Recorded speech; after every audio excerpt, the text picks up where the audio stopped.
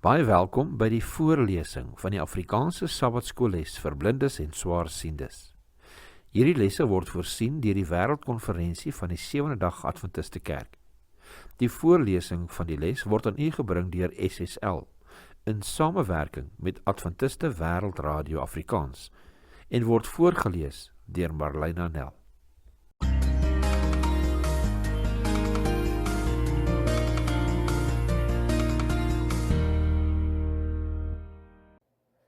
Les 6, 2 tot 8 Mei. Gebedstryders. Kom ons open met gebed. Liewe Heer, ons kom na U met dankbare harte en ons sê vir U dankie, liewe Heer, dat U vir ons weer eens die voorreg skenk om uit U woord te bestudeer met behulp van hierdie studies. Liewe Vader, ons vra dat wat ook al ons mag leer, wat ook al die onderwerp mag wees, dat U ons geestelike hart en verstand mag open. Liewe Heer, dat U waarheid mag intree. Ons bid en vra dit in die naam van Jesus Christus alleen. Amen. Sabbatmiddag. Skrifverwysings vir hierdie week se studie.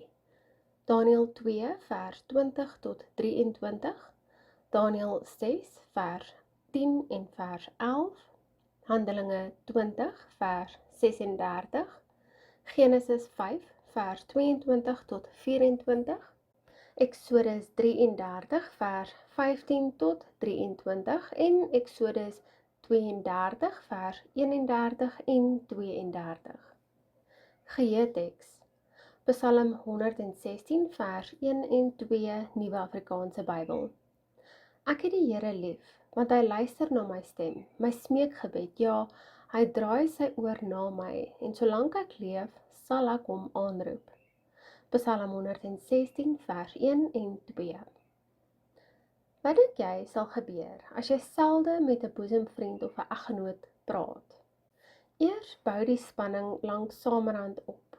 Voor jy jou oë uitvee, gee die hegte band tussen jou en daardie persoon mee. Op 'n soortgelyke wyse is gebed van kardinale belang vir 'n hegte vriendskap met God.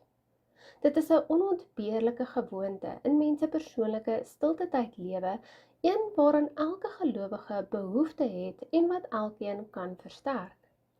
As ons nie dikwels en voortdurend bid nie, sal ons kort voor lank die Here versaak.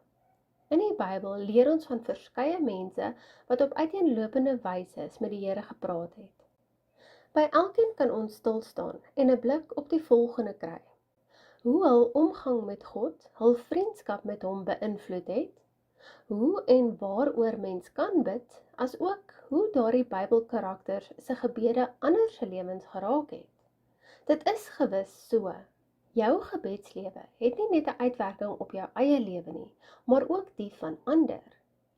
Net soos Bybelstudie is gebed 'n onderwerp wat beide diepgaande en belangrik is, en omvattender as wat mens in slegs 2 weke kan dek.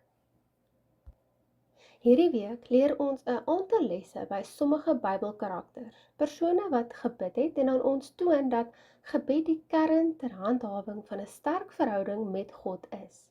Kom ons leer uit hulle voorbeeld. Bestudeer hierdie week se les ter voorbereiding vir Sabbat 9 Mei.